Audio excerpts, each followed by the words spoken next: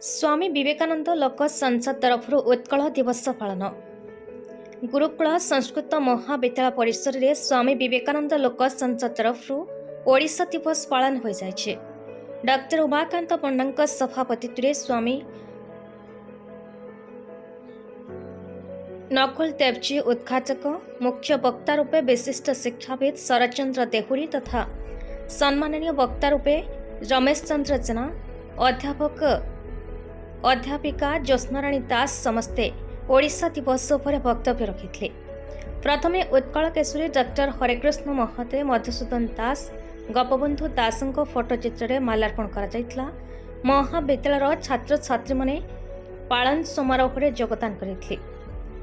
शेषे संतोष कुमार लेंका समस्त को धन्यवाद अर्पण करथिले।